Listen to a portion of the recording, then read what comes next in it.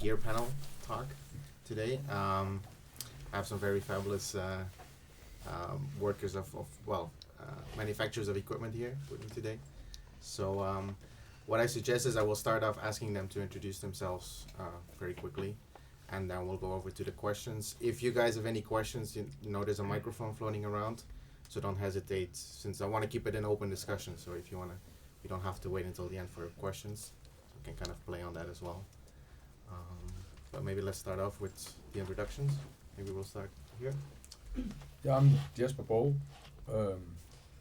Not really a manufacturer. I work for a good friend of mine who's a manufacturer, John Peterson, who does tube tech equipment.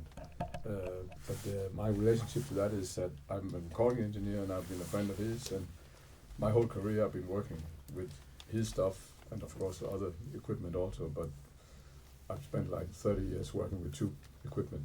So that's my life.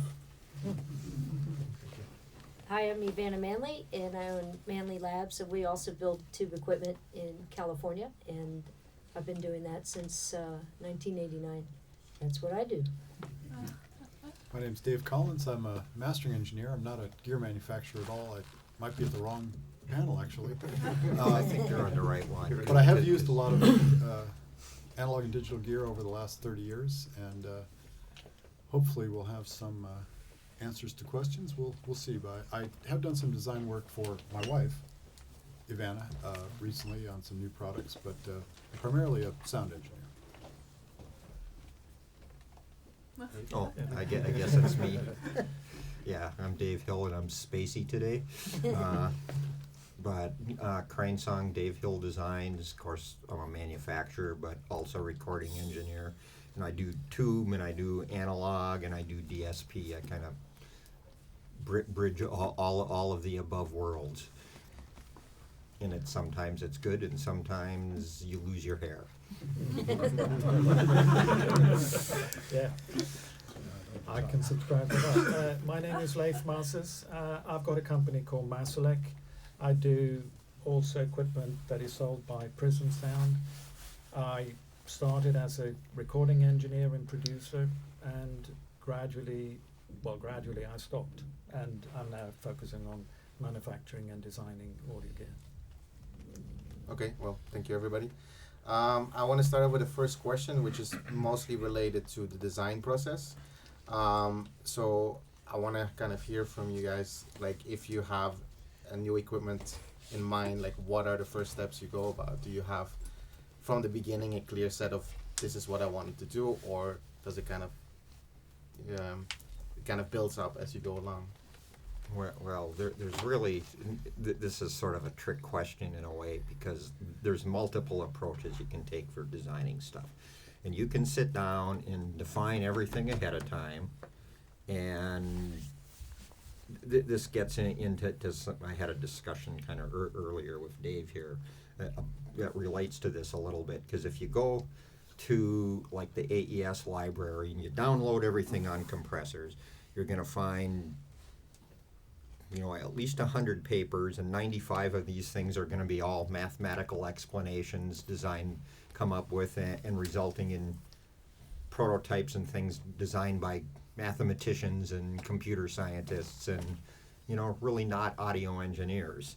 And I think it's kind of important now, and it might even be a lost kind of art that's taking place, is because it used to be when somebody designed gear, they were a user, and they also listened a lot, and they would modify the designs when you listen. So you can define everything, but the ear's ultimately the thing that matters on it. And if you're looking for a particular sound to meet some sort of ideas that you have, you go through all of this process, and with me a lot of times I'll make measurements enough to know, okay, it's working, then I'll listen to it and modify it, and listen to it and modify it, and eventually make measurements again. And sometimes what you hear and what the measurements tell you, don't exactly jive on things. In that kind of process, though, accidents and happy ideas can happen. I just kind of read an article about, how the brain thinks and solves problems. and it was in Scientific American, and it's kind of an interesting thing because we're all familiar with certain solutions to certain problems. But if you take those solutions to those problems, what kind of happens is you don't necessarily find the optimum or best solution for things because you're already discounting these other avenues that you may never even address. And their example they were using was with a chess game, and okay, so I know the solution to that problem because I've seen it before and the brain's happy with it, and it prevents you from focusing on alternative paths from getting there. And one of the things I always try to do is find that alternative path, because partially I don't want to design something that sounds like what somebody else is doing, but also it's sort of a challenge, and sometimes that challenge works and sometimes it really doesn't work. But at the same time, when you take those paths, you can kind of get yourself into a little bit of trouble from the engineering point of view, where the mathematical approach may get you something that's more solid engineering wise, but without that listening and those other 3 points of view, if they don't merge, you may or may not come up with the most optimum solution for your particular problem. And then in all of this you got to decide, well, what kind of technology am I going to use? Am I going to try and make this kind of gain control element or that kind of gain control element work, and what kind of amplifier? So there really is multiple kind of questions to it. One of the things that happens is like Crane Song's known for making a certain kind of sound and a certain kind of thing. Well, you want to preserve that, but at the same time you want to try and find, well, what can I do to enhance or improve or find a different solution? And then of course, if you got that different solution, does it hold up to the test of time while working as in the studio with it?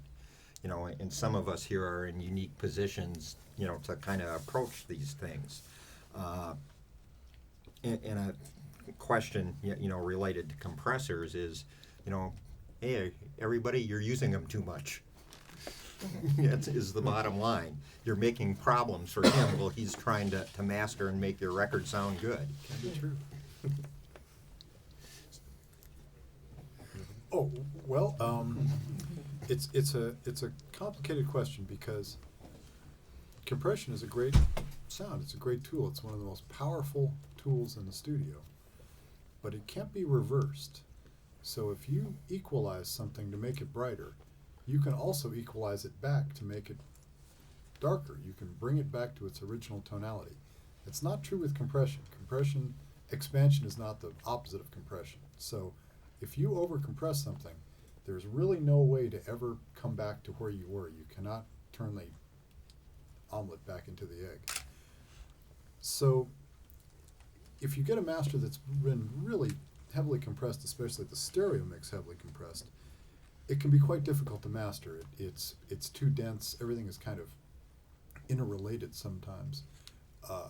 It can also sound great. It's not to say that compression and a very dense, tight master can't be musical, but it is a fairly common problem to receive master mixes with a great deal of stereo bus compression, especially limiting, which I think is in some respects more destructive than overcompression. But it's not. The advice would be to not use it, and not. I wouldn't say don't be afraid of compression, but just be aware that you may be locking yourself into a particular sound that if later you decide is not exactly what you were going for, it is not reversible the way that EQ is reversible. The other advice, and this is not about compression design by any means, but the peak limiting and clipping that a lot of people are using in order to generate a high apparent volume is really the killer. That's the thing that is difficult for iTunes and YouTube and other formats. Doesn't translate very well. You can hear a lot of old records that have a tremendous amount of compression. I was just listening to ELO the other day. It's got a lot of compression, but it's got zero limiting. But it is 1176 to whatever, like crazy. Musical, big, louder than other things on the radio, but it's not clipped. And that distinction between high compression density and L2 limiting or straight clipping, I think is important to separate the two concepts. Well, just one thing that strikes my mind when we talk about that, because that's what a lot of people consider about. And if you look at the old things, I mean, it's not clipped, but it's all recorded to tape. Mm-hmm. So, and in the old days, when you're old enough to have tried that, it was like easier. Of course, we didn't have the loudness war, but we have old records that are recorded to tape in a high level and use the tape with maybe we're not even thinking too much about it. But that's interesting also to the concept of old and modern technology. Yeah, well, Because we don't use that. Some people use the technology still, but most people don't use that. And then they use awful tools to get into something that's similar, and then it gets worse. I think that's one of the really drawbacks of modern technology. Now, what about your shirt? That's about temperature. Well, who in the audience has not recorded to tape ever in their lives? Anyone? Has everyone here yet? Has anybody here listened to an all analog recording, not touched by digital in the past year? Okay. Oh, Yeah. cool. That's good, because the last 2 years I've asked this question, it's been 0. This is an improvement. Well, and the other thing that you gotta consider and it relates to the loudness wars, back in the days of 45 RPM records, the A&R guys believed that if the record played louder, you would sell more. So they pushed it, and if you listen to some of those 45s, if you go back, some of them are just horribly distorted. But they pushed it, did it to get, higher level out of it. So along comes CDs, and right now, George Massenberg showed me a study that somebody did. CDs are now playing 16 dB RMS louder than when they were first introduced. Well, there was always a loudness war, Yeah. but Yeah. in phonograph record, there was a physical limitation where it was no longer playable, the needle would jump out of the groove. Well, the laser never jumps out of the groove on the CD. There is no physical limitation. You can have Raw Power by Iggy Pop, and that is 16 dB louder than any other CD. You can't listen to it for more than 10 seconds, but it's the loudest CD in the history of the world. Yeah. Because there isn't a physical limitation to digital. So. Can I go back to the original question? I think it was about how we design Yeah. things. I think this is a good example of audio guys always digressing. Of course. well, there will be that, but this also But raises. I think when Dave, you answered the first one very well. I think it goes without saying that we try to please ourselves as much as we can. And I come from, the background was that I learned how to make and design audio equipment because I could not afford to build or to buy my first studio. I had to build it. So I went to university, I studied physics and electronics. I thought wasn't that much electronics, it was more about how to make a transistor than how to use it. But I did it with the purpose was entirely to be able to build a studio. And I then went on to build, meanwhile I built a studio and I built several studios and I built equipment and I built things for myself. So a lot of my equipment, when I started at least, was because I wanted it myself. I built an equalizer that I wanted for myself that was accurate in the repeatability of the settings because it was hard to find one that was the same left and right, never mind two in different studios that will be the same. And I kind of developed from there to then start to please others as well as much as I could. But the problem with that is who do you ask for what you should do? And because you might get far more questions thrown back at you than you ask yourself. So you have to use yourself at least as sort of a mediator, or you have to decide. Someone has to decide what you want to do. I think that the biggest problem with designing equipment is not how to design equipment, but what to design. If you only know what kind of, let's say compressor, it's not that difficult to make that compressor, but it's difficult to know which one you should make and what it should sound like. But once you know that, there is always a way forward to do that. but it is difficult to know exactly what you should do. And when you then manufacture it and say, yes, you listen to it, seems to be less correlation with good measurement and good sounds than it is by sounding bad and bad measurement in some ways. So I think that because a piece measures well, it doesn't necessarily sound that great. It can sound just not much at all. And I think, but the problem then is if you listen to everything, is a repeatability also in manufacturing that you need to do. And one of the things, at least I learned from my university studies, was that you have to minimize the errors when you go ahead. And there are errors because of spreading components that you can buy. There is errors because of temperature. There are various errors. And you have to make a design that at least eliminates as much as possible of errors thrown at you. So good design is more immune to those errors. But we're at the level now where we have to measure very carefully.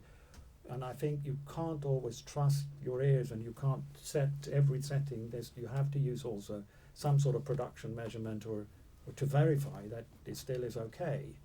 But for me, the biggest problem sounds maybe arrogant, that the biggest difficulty is not how to design it, but is what to design and what it should sound like.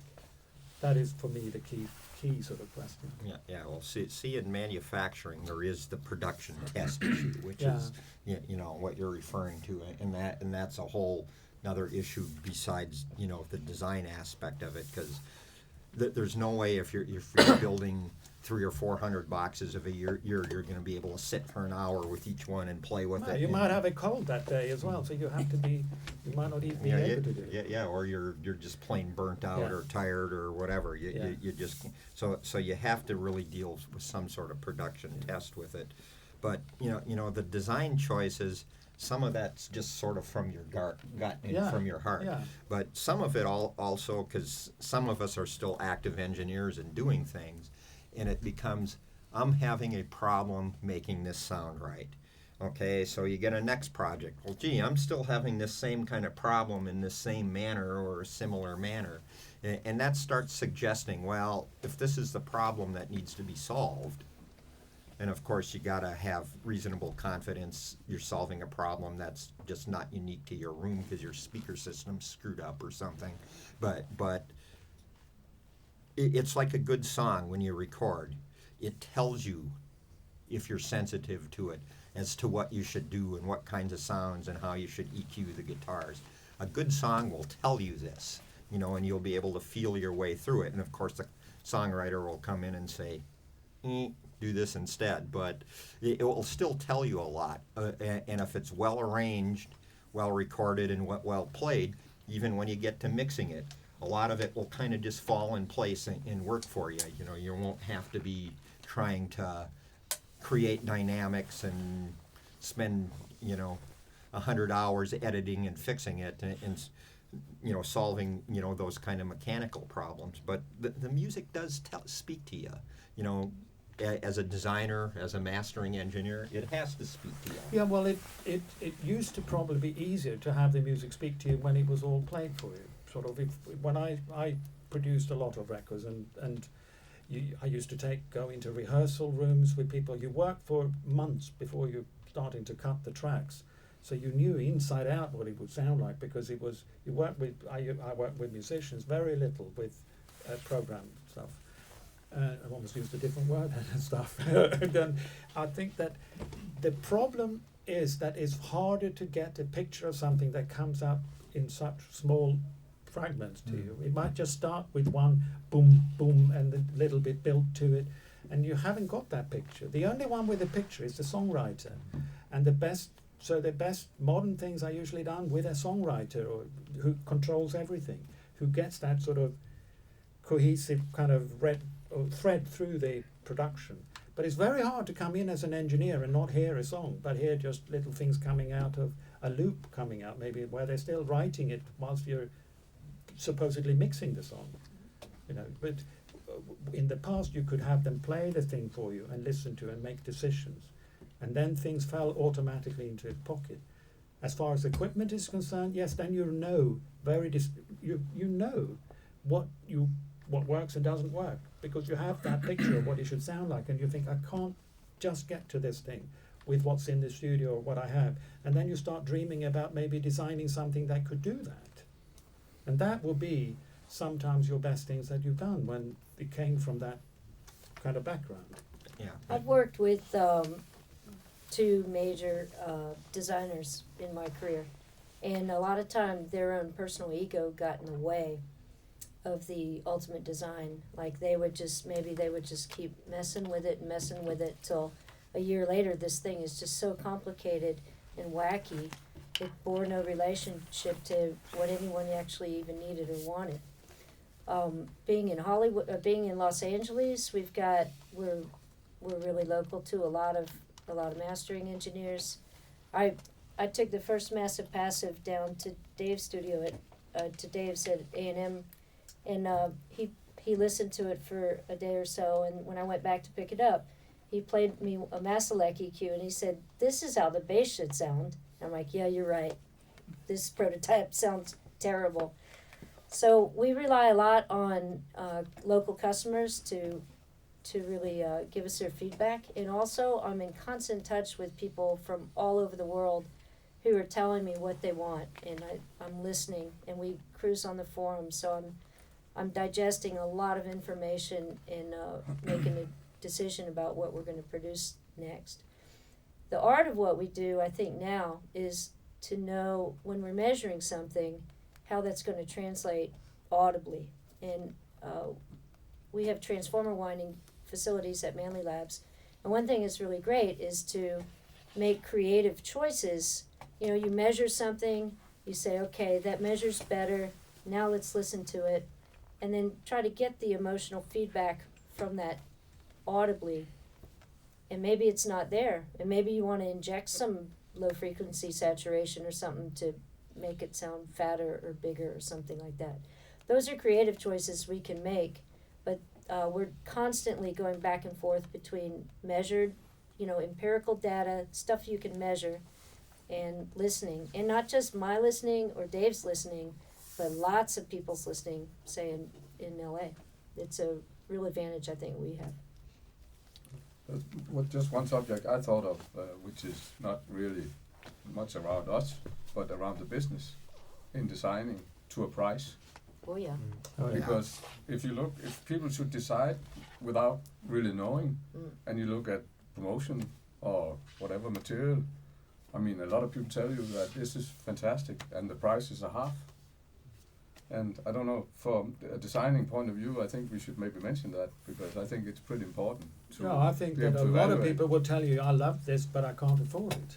It's the most common maybe. Well, Yeah, we just very came out with a unit, a combo strip that's half the price of the big one that's been in existence for more than 15 years. Yeah. And, that was the purpose of the design, was let's make a channel strip that's half the price of the one we had before.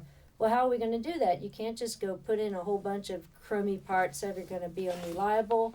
You can't just throw stuff in there without testing it. There still has to be, you have to match components. You have to eliminate the errors. No one's going to tolerate a bunch of errors or a bunch of crummy sounding feeling pots and all that. So we had to get really clever with the layout and how fast we put it together and try to eliminate as much human labor as we can, just make it fly together. That's one way we were able to save some costs. And also maybe the other unit's got 5 transformers in it and this one's got 1. That's definitely, you save a lot of money with stuff like that. So we use technology, and there's less expensive technology.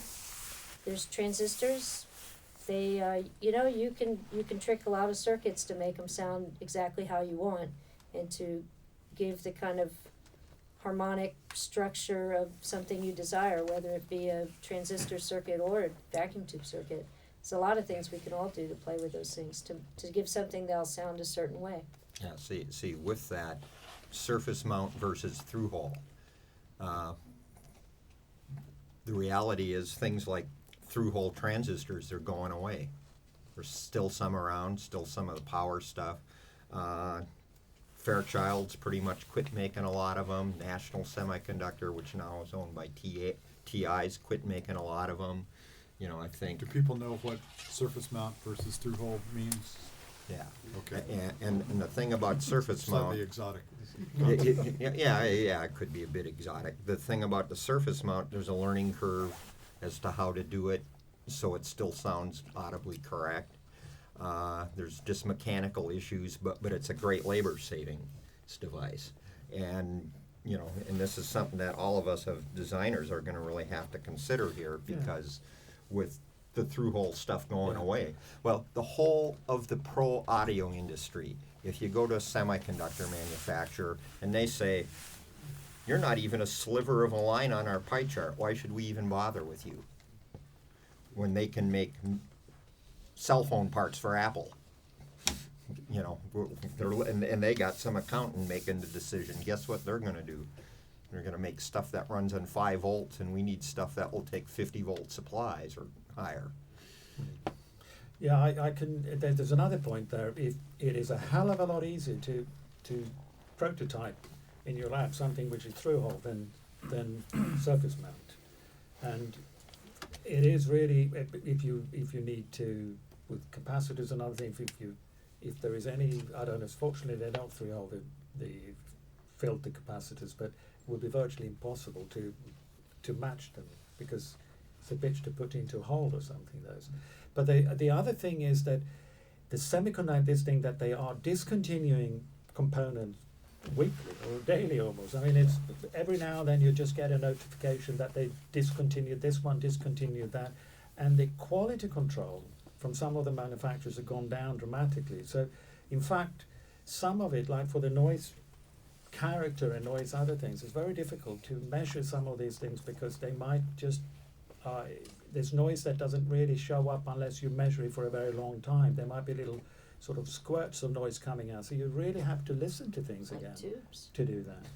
And so it's not easy today to make your choices yourself. You have to live with the choices that others have made for you for commercial reasons. Yeah, there's a dual transistor Analog Devices makes, or used to make. We were talking about this, called an MATO2. We were paying $5 to $6 range for them, in quantities 100 to 250. Well, they actually quit making them about 4 or 5 years before anybody really realized it. They had that on the shelf. But they changed the manufacturing process, changed the part a little bit, not really bad as far as audio is concerned. That quantity now, they're $20+. And the only reason they're making that part is because it's used in some medical equipment and the military uses it. If it was audio only, they would be discontinued Yeah. completely. Yeah, it'd be gone if it was audio only. And if you make a discrete Class A preamp, transformerless, or maybe even with transformer, that's one of the few choices there is for a part. Yeah. Excuse me, coming back to the CMS issue, would you say that they generally, There's a microphone. coming back to the CMS versus through-hole issue, would you say that CMS sounds worse than ordinary components, or? Not necessarily. There's a learning curve dealing with surface mount. The common cheap resistors tend to have kind of a high third harmonic distortion content issue with them. And they're known as thick film parts. And the thin film parts, which are made by a different process, actually are pretty good. And this is one of the things you learn. Capacitors are a real issue with surface mount stuff. There is no polypropylene capacitors on surface mount. There is no polystyrene. Well, polystyrene caps would melt when you refloat them anyways. Yeah, it'd be pretty much impossible. So we still have to go back and rely on some of that stuff. There are things as a designer you need to learn to make it work correctly. On the other side of that, when you get into converter chips and logic and that kind of thing, because the packages are smaller, there's less inductance, so there's less bad stray effects due to the package size. So there's some advantages on that part of it. Okay. We have one more question. Couldn't you all together find a way to have some weight so the manufacturers keep on making those components? Yeah, sell millions or buy millions of everything. I That's all. had this discussion with that corporation. about a 24-volt op amp. At the time, the Burr Brown / TI part they were making didn't work. They said it worked. It runs through our test. Well, why does it fail within the first 24 hours in the unit? And we put in new ones, and those fail in the first. I don't know if you went through that too. 2604. The 2604 mess. Yeah. Yeah, it was quite a mess, and there was a guy. God, I can picture him. Can't put his name together at the moment, but he had worked for Analog Devices, knew how to talk to the engineers at TI about it, and said, well, how do you test this? Oh, for about 5 milliseconds. And he said, oh, why don't you try testing it overnight? And they came back and said, oops. You know, and they were making millions of these things. So when I talked to that corp, you know, because they were asking me, what kind of part would you like to see? And they do that with all of us, because, you know, they're a fabulous semiconductor company, and they do some good stuff. Well, okay, op amp. Well, we're going to need a minimum sales of $1 million in this part. So how many in the industry do you think are going to buy it? And it roughly starts working out to be $10 to $20 a part in quantity for us. Doesn't work. Audio is a very small market. Because some guy just winding transformers the old way, or reissued some rare tubes and stuff, but concerning semiconductors, it's not working. Yeah, yeah. Well, it's Transformers are tubes, easy. the same story. I They're mean, small companies. any tubes that we're buying now, it's the guitar amplifier business that's really determines what tubes the like 3 or 4 manufacturers in the world are left building. So, you know, if it's a 12AX7, cool. If you want some other exotic tube, they quit making that 20, 30, 40 years ago. Because audio, we're nothing. We're a pimple on their butt, you know. Yeah, and there was compared this to guitar a amps. discussion that took place at AES one year, because you know Greg from Pendulum. Sure, very well. Yeah, and because he worked at Bell Labs doing semiconductor research in manufacturing, and we kind of looked at it, and you can actually go out on eBay and find pretty much everything you need to set up a semiconductor fab. What kind of shape it's actually in, who knows, but you could actually do it. However, it's really not something that you want to be doing yourself. The chemical